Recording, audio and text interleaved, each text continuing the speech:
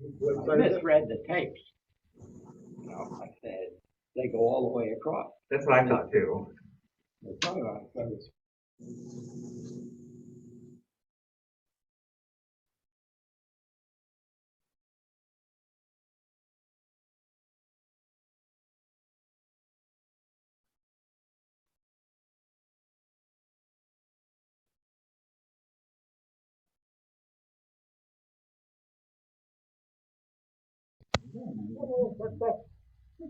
Hi. Do you want to move this forward and set up another table? We're part of the same camp. They close it together. I'll move over there then. Hi. Sit here. Oh, okay. Yeah, I'll do that. Sure. And then set up another table down at the end. I think that might be better. We can sit back there.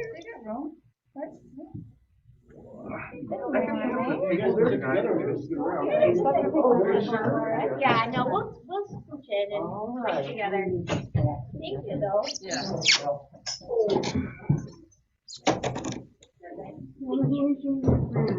Strawberry. This one is like. This is Nico and this is Sam. Sam and Nico? Nico, it's short for Dominic. Oh, Nico. Okay, I thought you said Nico. Hi, Nico. Hi, Sam. Welcome. Strawberries this morning. Are we ready? Yeah, we're recording and the mic is connected. We've got Sue and Kathy with us on Zoom Yay. Good morning, everybody, and welcome. The Lord be with you. And also with you. Let us pray. This is a prayer composed by Howard Thurman, great theologian of the 20th century. The concern which I lay bare before God today is my concern for the life of the world in these troubled times. I confess my own inner confusion as I look out upon the world. There is food for all. Many are hungry. There are clothes enough for all. Many are in rags. There is room enough for all. Many are crowded. There are none who want war. Preparations for conflict abound. I confess my own share in the ills of the times. I have shirked my own responsibilities as a citizen. I have not been wise in casting my ballot. I have left to others a real interest in making a public opinion worthy of democracy. I have been concerned about my own little job, my own little security, my own shelter, my own bread. I have not really cared about jobs for others, security for others, shelter for others, bread for others. I have not worked for peace. I want peace, but I have voted and worked for war. I have silenced my own voice that it may not be heard on the side of any cause, however right, if it meant running risks or damaging my own little reputation. Let thy light burn in me that I may from this moment on take effective steps within my own powers to live up to the light and courageously to pay for the kind of world I so deeply desire. Amen.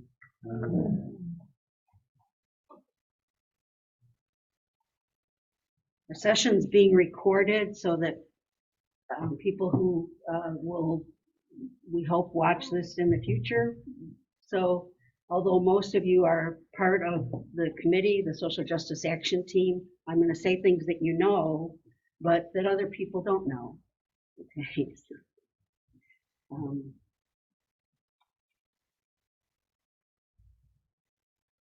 First of all, I want to introduce team members. Hannah Holden, Estelle Senior, Bill Senior, Chris Casto, Chuck Casto, Bob Ludwig, Kim O'Connell, and Kathy Reese. Yes, I'm sorry. I'm looking in the room, Kathy, and you're in the room. There you go. I'm sorry. Second class to be on Zoom. I'm an idiot. We also have Jesse Alexander, Ann Simmet, Reed Hefner, John Harris, and Derek and Jamie Fetz, who were both part of this and did yeoman work to get us to the point that we are at right now. And hope that anyone watching this and anyone in here right now who has any concerns or has any interest in partnering with us, that you will feel free to reach out to any one of us, me and anyone here, to learn more about our work and to see how you might share your passions. So this is my understanding of the origin of this task force, this team.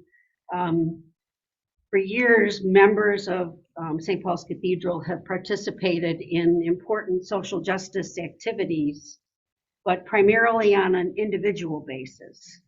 And Dean Derek's vision was that we have a team that would coordinate passions and efforts among members beyond the work of the outreach committee. And my understanding is that the vestry adopted the idea and set aside some funds to help us do this work. Members were solicited, and Dean Derek asked me to co-chair. And with my knees knocking and with a grateful heart, I accepted his request. And knees knocking because I'm the new kid on the block, but also because there was no clear path. It wasn't, Derek saying, we want you to do this and this and this. So we were inventing this as we went along. When we first met in March of 2021 via Zoom, as all of our meetings have been, and Dean Derek supported us in our process of discernment. It was important for us from the outset to get a sense of clarity about how the work of the Social Justice Action Team was different from the work of the Outreach Committee. And as we go along, I'm understanding that we are kind of collaborators. We're partners. We're companion teams, although we are different. The Outreach Committee is kind of a boots on the ground, interacting with people kind of project. And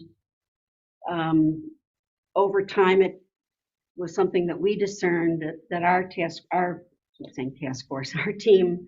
was our mission was to serve our faith community and empower people within the congregation to then go forth and serve our community beyond the cathedral. We focused on the cathedral's mission statement, just as a reminder. That mission statement is: the people of St. Paul's Episcopal Cathedral strive to be a beacon of God's love in Western New York through transformative worship, inclusive fellowship, and active service in partnership with the wider community. And we focused on St. Paul's Cathedral's core values: service, love, compassion, community, and inclusion. We use scripture to ground ourselves in our Judeo-Christian heritage. We looked several times at the Magnificat, Mary's song in Luke chapter 1, and also Amos's plumb line in chapter 7 of the book of Amos, and other scriptures as well. And we identified at our first meeting what our individual passions and concerns are. And I think we felt overwhelmed by and excited that there were so many passions, but the overwhelmed part was, how on earth are we going to do anything meaningful with all of these concerns? And we also saw and had a wonderful discussion about how some of these issues and passions interact with one another. So it's not, we wanted to move beyond the siloing of economic injustice and racial injustice and the siloing of education injustice and disability justice. And they all affect and reflect each other's concerns. I know Hannah's going to be doing this, but I did look at our notes and there you are.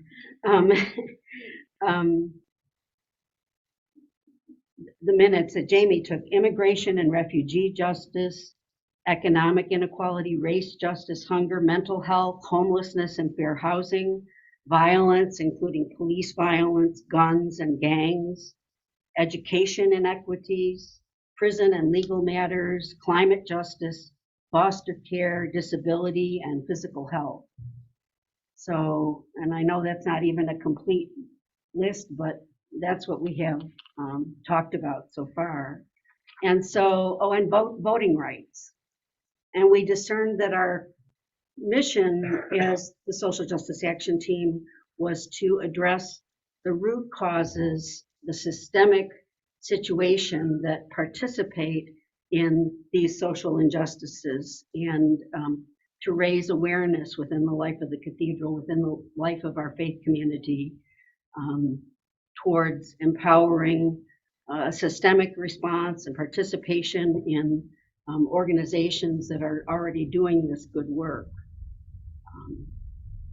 This is a terrific team, wonderful people, and wonderful people who are actively working to make this a meaningful journey that we will be on for this academic year, starting now in September through probably sometime in June. So having said all of that, I want to shift to Estelle and Hannah, who are going to take over the next portion of our time together.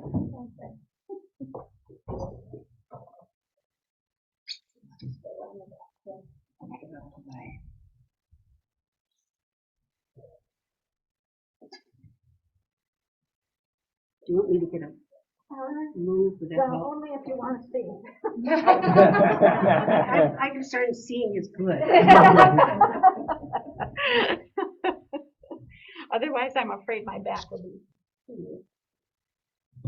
By the way, while I'm moving, let me say that because I'm going to be participating in liturgy this morning, I'm going to excuse myself at 9:45 so that I can go get myself ready for that. Yeah, sounds good. Okay. We thought that we would do this morning a little breakdown of what our name actually means. It's actually quite a meaningful name for us all. So we're going to kind of take each of the words sort of separately. So we are social, which means just like Sarah has told us, we are out in the world. We're communicating with people and we're discerning among people. We will do things with people. So this is it's not just an individual sort of action. We're talking about operating among ourselves and people in the wider community. You take justice now? Let's do justice. All right. So I'm actually curious what other people think justice might mean. What does justice mean to you people who are here with me today? Fairness. Okay. Option for the poor. Okay. You know what that is, I like that. There's a principle that in restorative justice, that justice is defined by the victims. And that's different from a traditional picture of justice. So it's interesting. There's a perspective aspect to justice. So justice is in the eye of the beholder to a certain extent. Okay. So To too many people, it means revenge. good point. Yes. I'm fairly certain that's not what it means in the title of our group. I think there's also a sense of societal, cultural, governmental fairness. It's not just fairness, you know, in the way you treat your kids. It's a fairness that is in the whole of it. You know, so it's not just personal justice, it's also societal justice. Well, I don't know, we're back to social. But There you go. These things interact, and I'm very glad you made that point because these terms interact. And Father Earl, it looked like you might have something on the tip of your tongue. Hebrew has a word called shalom, in Arabic it's salam, which typically is translated peace, but it doesn't mean the absence of conflict. It means when everybody has, where everybody is cared for and dealt with.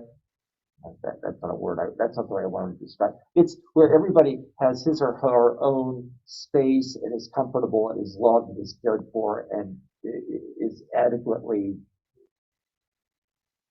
is in the world. So justice, peace and justice are related in that regard. This is not the peace task force, to be sure, but justice has that aspect about it.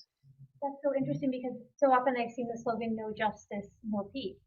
So I think they are interrelated terms. So I love all of the conceptions that everyone has shared because I think other than revenge, which I'm not trying to call you out, I'm not trying to call you out at all, love the contribution, but other than that, I think they're all encompassed in the work that I've been, involved in so far. I haven't been able to come to all the meetings that I wanted to, but they've all been involved in the conception of what my understanding is of justice that we're working toward. It's not a simple term. There's a lot that goes into the conception of justice, and I think that it's something that it's a complicated, very complex term. But I think that if you encompass everything that we've said in these understandings, that's justice, as far as we understand it. There is a relationship with revenge, though, which is that when somebody breaks the rules, when somebody goes beyond, that person is held accountable. Right. And I wouldn't want to call that revenge necessarily, but there is. I wouldn't want to use an eye for an eye and tooth for tooth probably to describe it, but there is accountability. Exactly, and I don't mean to be glib and dismissing revenge, but I think that accountability and when you come back to Chuck's point about restorative justice, that's where I think accountability absolutely enters into the definition.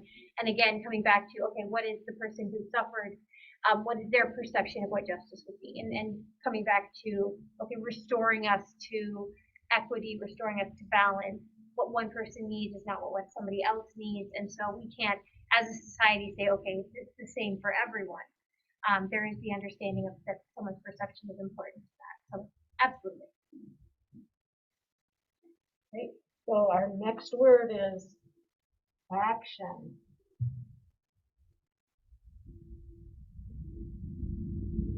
And what is that going to mean to us? What does it mean to you? Action.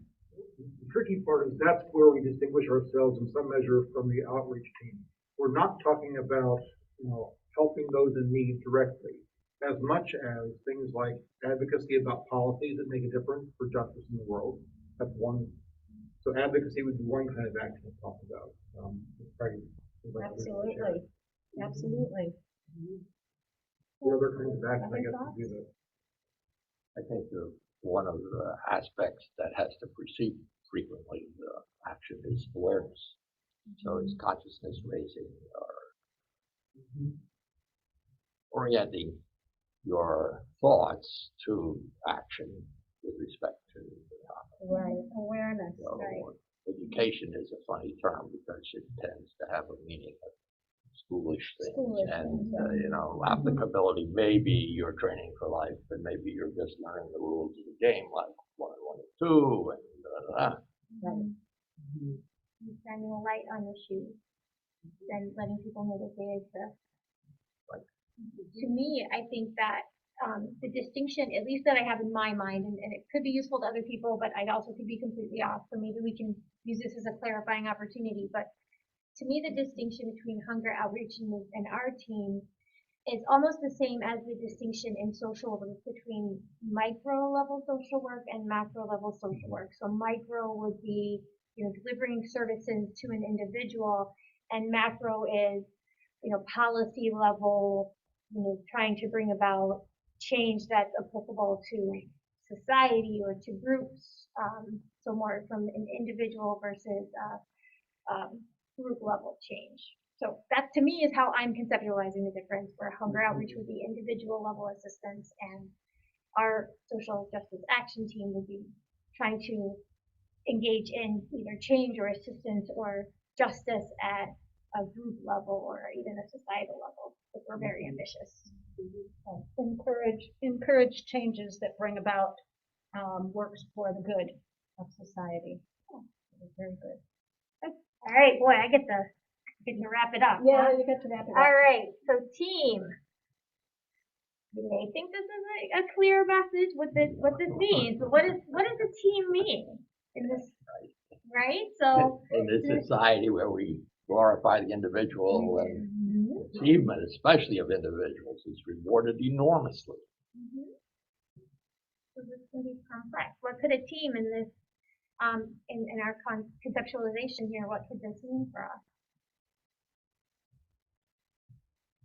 Well, I think an event where we would go to, say, a board meeting, and we all came in as a group, as a team, that we stand together, that there is power in numbers, and that it's important to us, and we go as a group, not an individual that I'm interested, but to listen, learn, and as a group take action from the teammates that could be productive. There's some confidence that we can gain from working together, right? You're not in it alone. Yeah. All of us have different skills and talents and insights. None of us have all of the pieces. So there's a real imperative to working together to figure out what action to take and how to implement it. Absolutely. I remember when the previous president took office, even before, being just so outraged at all of the stuff that was going on, and just seeing it as being so huge that I didn't know what to do or how to put my arms around it. And I still don't, but I hope that working with other people that are smarter than I am will help me figure that out. That's a great point. Yeah, we can feel like sometimes that the issues that are facing us are so monumental that it can feel almost hopeless as an individual to try to chip away at them. But as a team, we can actually make a difference. And I think probably the team aspect to me suggests that the team is more than just the folks who are on the action team. The team is people who have shared interests and shared concerns. Part of it, I mean, here in Buffalo, the team includes lots of organizations that we hope to be part of. And so when we are together, I think because in many cases we will be partnering with folks who are not among the privileged class that most of us reflect in this group that are here today in person and online. We're white. We are not poor for the most. I don't think we are. We are often going to find ourselves partnering and teaming up for action with people who have some of those characteristics that we don't, and we need to see them as part of a shared team. Otherwise, advocacy becomes patronative. So it's a team that's broader than us. We need the insights of folks who know the world in the way we don't know it, in order for this to be carried out effectively. The team is bigger than us, in this circle. How about you, Mrs. Reed? I'm going to call you out.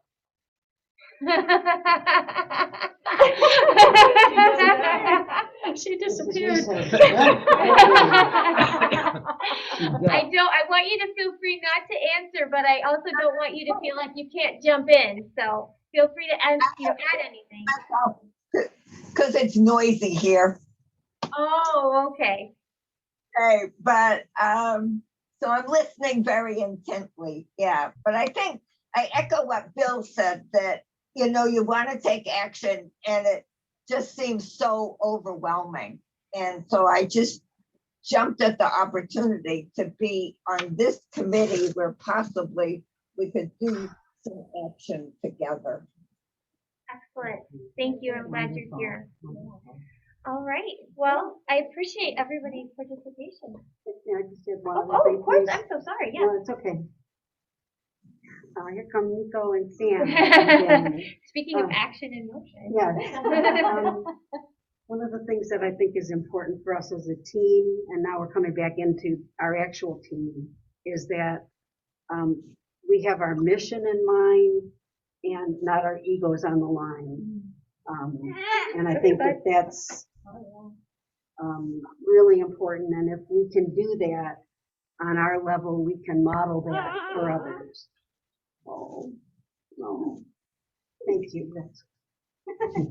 Oh, but I think I think that's a great point. That and I think it also ties really well into what Chuck and others have been saying, that it's not so much about us, what we're trying to accomplish. Very good. Thank you all for your Thank you. thoughts. Thank you. That's wonderful. Thank you. I can stand from here, I guess. What we thought we would try to do is see how we as St. Paul's, and I'll just use my arms, almost like the Olympic rings we talked about. Where is Buffalo in this? And the answer is there is actually an Erie County Restorative Justice Coalition on Hurdle Avenue. And what are the chances that the woman who runs this lives next door to Hannah? They say 6 degrees of separation, no, 3 in Buffalo. So they are doing things. They do have an action list, like our issues list over here. They have multiple things that they're doing, both restoratively justice-wise as well as symptom-wise. So, which we say hunger outreach is the symptom, what's happening. People are hungry, we feed them. Okay, we can't fix the reason why they are hungry. And then secondly, within the Episcopal Diocesan, within Buffalo, the second ring, how does that happen? There's actually a whole, we can put this up on our website as well. There is a commission to dismantle racism and discrimination. And this is like 8 pages long of what they do, what their priorities are, and what their intent is to do. So, which is actually part of what Gabrielle, I think everyone knows Gabrielle Atkinson. So we reached out to her to say, what are you doing? So what we want to be able to do is take the Buffalo circle, the diocesan circle, and then add our St. Paul's in, that we're not going to start our own agenda. How could we help others move the train down the track, so to speak?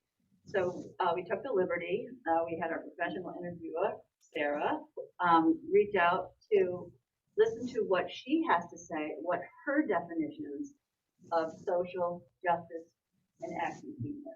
So I think we'll go to that. It's about 10 minutes and quite reflective of what she has to say. If you could talk with us about what's justice, what's injustice, what's equity, what's equality, what's bigotry, what's prejudice. Can you help us, please? I will try. Thanks. So with the quote that I heard about justice, and I wish that I could tell you who said it, was peace in everybody. So if you have a situation where people are not feeling peaceful because of discrimination or having to worry about violence or living in unsafe places, they're not feeling peaceful. And justice is like, to me, feels like a vision of a time when everybody can feel peace in their bodies. And that kind of ties into the difference for me between equity and equality. I see equality also, I use this word vision a lot, but I feel like that's the vision. And the difference for me between equity and equality is that equity is a recognition of some barriers to different people based on something. So there's something that's creating a barrier to again, safety, safe places to live, peace in their bodies. And so equity is like recognizing what the barriers are, what are the structural things that are in the way, and working on removing them. So equity is kind of the path and equality is the end result. So at some point, all of the kids that are born, like if all the kids born tomorrow had the exact same opportunity and there weren't these things in the way, we would have something towards equality because there wouldn't be all these different barriers. And so part of equity is like figuring out what the structural issues are in the way. Some of them are internal to different groups. Some of them are external, some of them are structural, figuring out what they are and removing them. And some of that's the work we can do. And sometimes it's above our heads. And so that's the other part of it, trying to figure out what those things are. What are some of those barriers that are external that,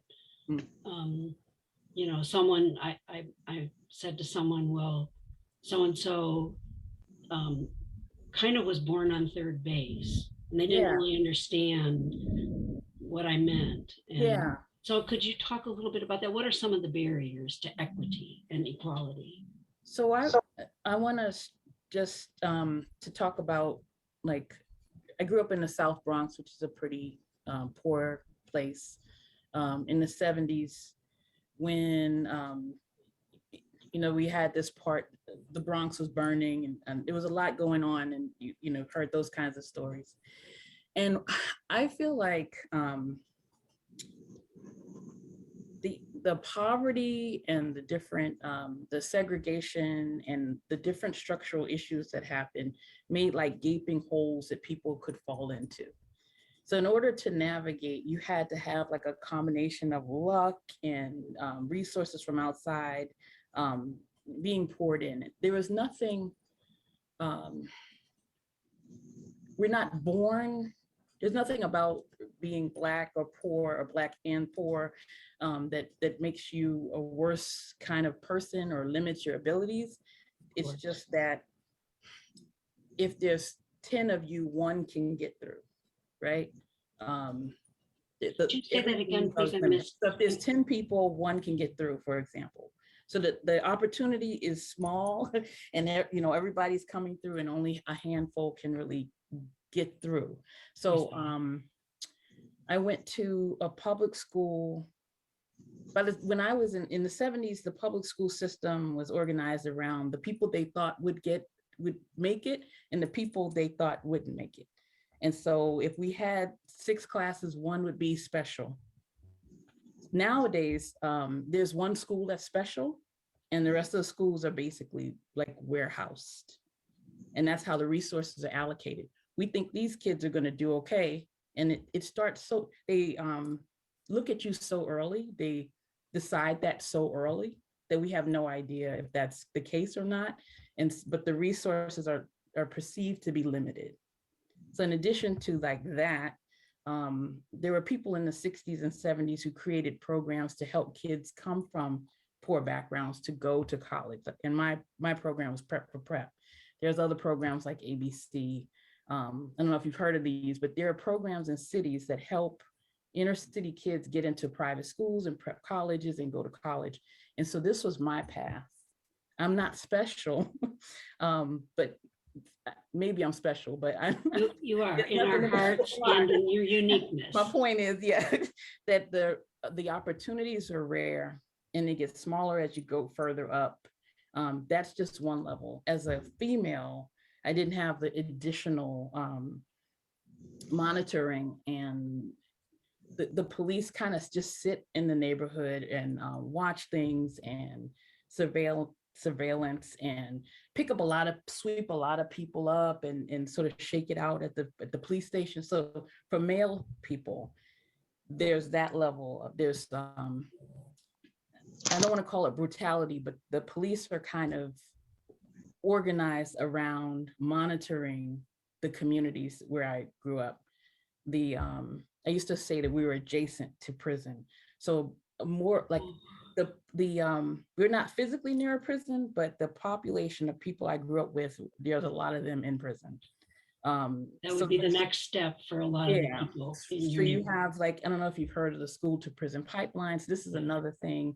The schools increasingly have become closer connected to punishing kids by putting them into juvenile. I did grow up near a juvenile detention center called Spofford.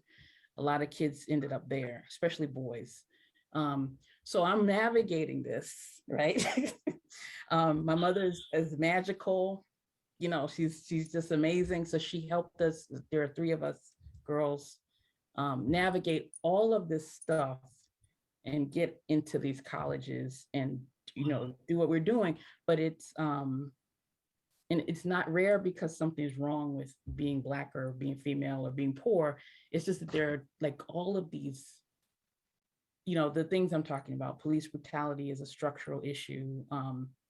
The idea of limited resources is a structural issue. Some zero, only certain people will do well, so we're just going to pour energy into that is structural. And it didn't mean that when we arrived at the schools, that the schools were excited about us being there. They were not. So we had another set of no, the schools were not excited about us being there. So we're now in these schools where we have to deal with interpersonal racism and those kinds of structural issues. But in a way, it ended up better than we may have been if we hadn't gone. So we know all of this, and we lament and celebrate and lament and celebrate among ourselves.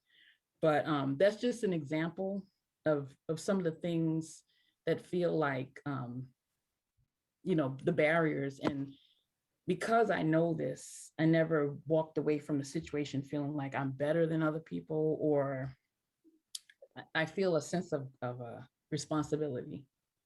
I feel like I'm responsible because I've just been so close to the edge. It could be me any moment, you know, that kind of feeling. So I hope those are some examples of some of the things that people have to navigate in order to just even get to 18 and get to 18 free and not in jail or, you know, college. You know, it's so I imagine your east side of Buffalo probably has there's probably a similar kind of thing to the Bronx. It's probably smaller, but I think some of the same mechanisms are in place. Yeah. Yeah. I think there's just one more section. So Jeremy goes to that, which is only about 2 minutes, but it's, again, her definition and defining more of our items, which I think you'll find riveting. And then what I want to do is just have your reaction to her description of that. Just like, well, I'm not privileged, you know, or what about privilege? What about prejudice? What about bigotry? Yeah. So prejudice and bias and bigotry, we're all going to have those. We all have those. And when it is problematic is when it's connected to power. So it's taken, if you ask me in my 20s, I would say, oh, you know, I would say something completely different, but I feel different. We all have these things. When it's connected to power, then it can make the difference. So if I, for example, have met, like, for example, all my teachers were Jewish. Everybody, when I was in private school, was Jewish. If I walked away from that situation thinking, you know, everybody Jewish is a particular way, it doesn't necessarily harm the other people. And that's the only difference. It's not good. It's not a path. I should not have these, you know, have these prejudices. But if I had power, meaning like I was hiring people, or I was in government, or I was, you know, the president, or in power, or clergy, or some sort of power or dynamic that I had that made it so that my particular way that I felt about Jewish people harmed either that particular person or communities of people, then that's what I think when you start to talk about words like racism or sexism, it usually is talking about the prejudice plus the power. As Christians, I think that no one should get a pass from trying to work through these issues. So even though my prejudice might not have power with it, I should still examine my places where I am prejudiced and try to work through them. Because what we're trying to do is to be, brothers and sisters in Christ. Like we're trying to, actually do that. And so it doesn't make sense. But I get like why it's important to distinguish between like a person of color responding to racism happening to them from racism, a white person being racist towards a person of color, because there's so much inequality and power going in that direction that the quality of that changes and shifts. So there is more responsibility. The more privilege you have, the more responsibility you have to look through your issues, I think, because it does have so much more of an impact. Even if you aren't impacting anything directly, you in a collective are impacting things. So you can shift it, you can make it go into, into the direction that towards beloved community, or you can, kind of go with the flow of the negativity. And I think that's, instead of looking at it as a curse or or something to be afraid of, to look at it as a responsibility. Like I'm deciding that I'm going to take this thing on and do something about it, as opposed to being, fearful about it or feeling even guilty about it. Just look at it as, maybe this is, what's the phrase? To whom much is given, much is expected. Like that's what I think, if you were a person of privilege in any kind of way, that you should think of it as, now I have more responsibility to change things, to do things. You usually have more leverage. You usually have less risk. So that's good too. Like that's good. Use that. Right. Yeah. And so we cut it off at that point, which the key line is that we have the responsibility to take action, which pulls us back to our definitions of where we are. Keeping an eye on the clock then, I know that Sarah has to go. If you want to make a comment or. I'm gonna excuse myself in just a moment, but I would love to see the group, hear the group begin to talk about it. So I guess it's open forum. What were your reactions to the words or ideas, concepts, or themes that you brought up? I thought it was terrific. I was excited by the I'm interested in perspective hearing, she had.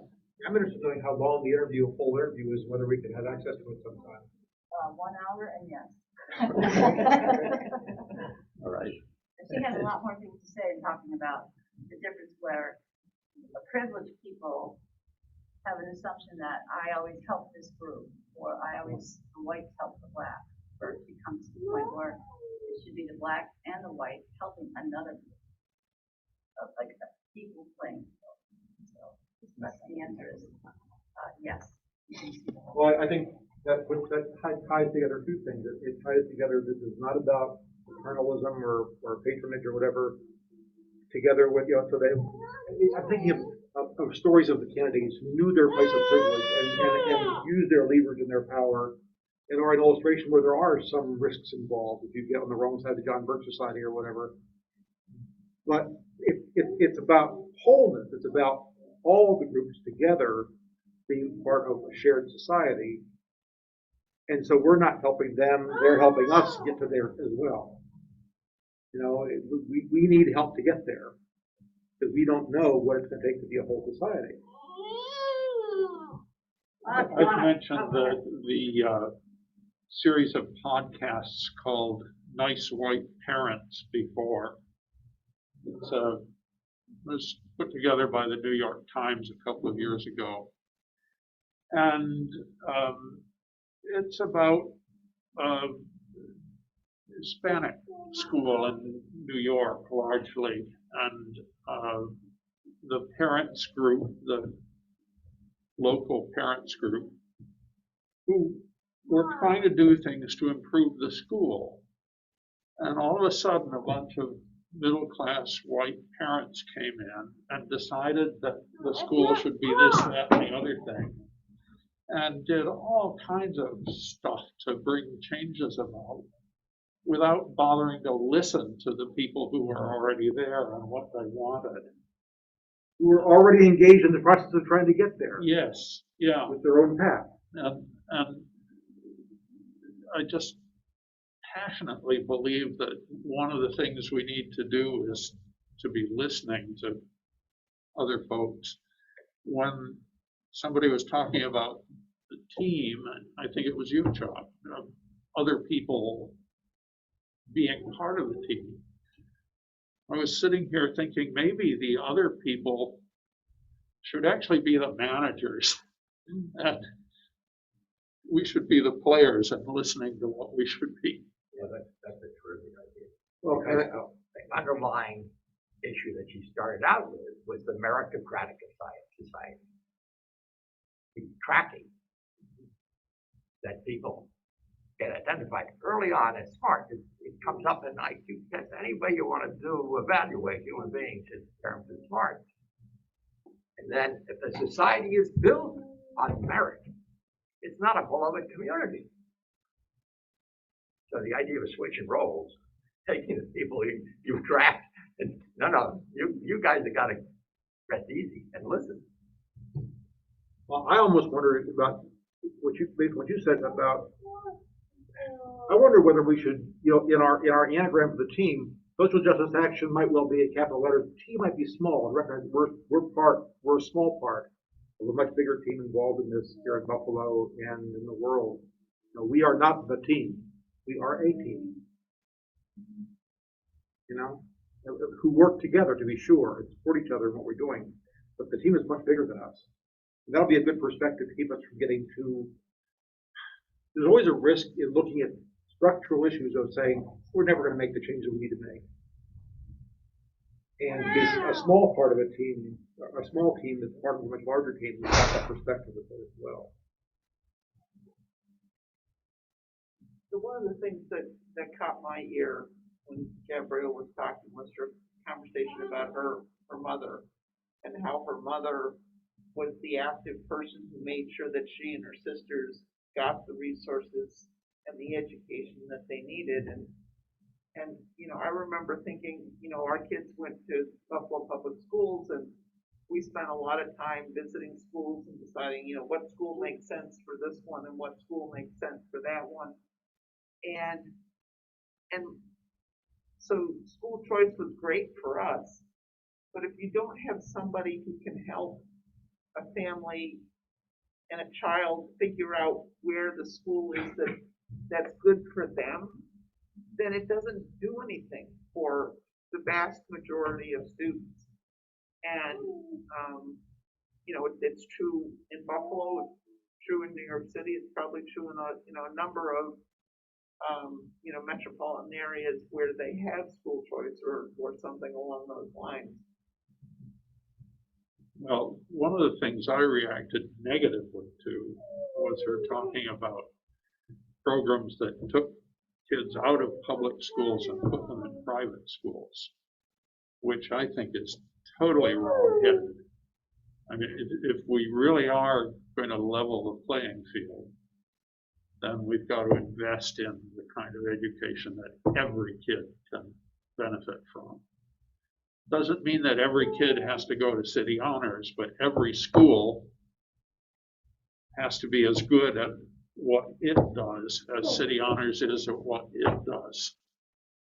Yeah, and I think that's, and we'll talk more about that, I guess, next week and in the coming months. But the need for resources in education, and as I said, school choice, was great for us, but it wasn't so great for people that didn't have the time or the energy or whatever it was to do that kind of advocacy for their kids. So I think your point is so well taken, Chris, because I've often thought that even when I was a very young mom, 22 years ago, trying to figure out the school choice system with Eli, it was Byzantine, trying to figure out where you go, what application you fill out, when's the deadline, what are your options, and it hasn't. I don't think it's gotten a little bit easier, but I don't think it's gotten a lot easier. And if you're not a dedicated parent with a lot of time to devote to it, then you're putting your child at a disadvantage, or your child is at a disadvantage, whether you're putting them there deliberately or not. Right. And then you couple that with the research that shows that if a child has one caring adult, it doesn't have to be a parent, it could be a grandparent, it could be a teacher, it could be just a neighbor. One caring adult can make a difference in a child's life. It can make the difference between positive outcomes and negative outcomes. So if you look at that, you can see how our school choice system, while it's designed to level the playing field, it actually disadvantages those children who are not already advantaged by having one caring adult who's willing to help them through that process. So that's where I think you see the cumulative layering of advantages and disadvantages. Because, I already have a caring adult, now I get to actually have that person get me into a high-performing school and probably help me with my homework and probably help me with my college applications. And that's where, advantage compounds on advantage, and then the kids who don't have that, disadvantage compounds on disadvantage. And there's additional layer on top of that, because even though the school choice in the public schools has been better, there are lots of pressures outside and advertisements. Maybe you all get them in the mail about these charter schools and vouchers. You layer that on top of everything, you are drawing away from the public schools. Well, how about an even larger picture, which is going to be frustrating to think about, but to dream bigger? What about the structural problem of there simply being a school district for the city and a school district for suburbs? Yeah. Absolutely. I mean, does that build in a problem, and there are a few places that have experimented with not having city school districts. Well, yeah, and we'll get into that probably next week, because that was the mandate, whether you went over when Brown versus Education, if you've got these residencies together, you've got to find a way to desegregate them, and lawsuits came on top of that, and it gets complicated. I mean, nothing is new, obviously, but it's still a big picture question. What about the problem, if it is a problem, of there simply being a district for schools which is built on the population base, which is built on a tax base, which is smaller than other places. And that brings its own complications, doesn't it? Our older son in New York is finding that one of the problems they face with their kids in a really Byzantine system of stuff is that in areas that have high-performing schools, they often get very wealthy people moving in so that they can take the places in the high-performing schools, and the other kids all have to be in a lottery in order to get into them.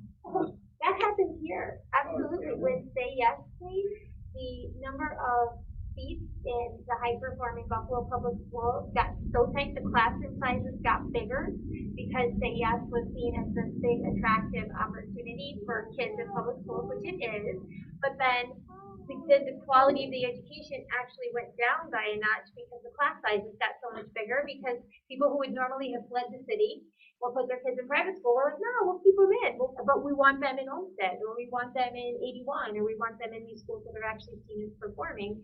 So what you're saying there definitely happened here. I think it's one of those consequences of the market forces that we allow to shape how our schools are funded. And I'm excited that we're going to talk about that next week. Yeah, in the education.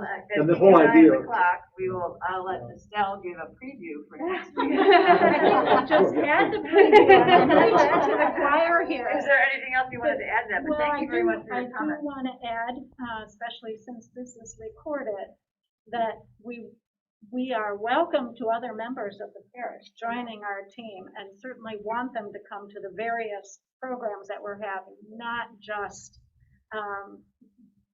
not just the Sunday morning programs, but we will be offering programs at other times, get together on Zoom and have discussions. So we want other people to be involved.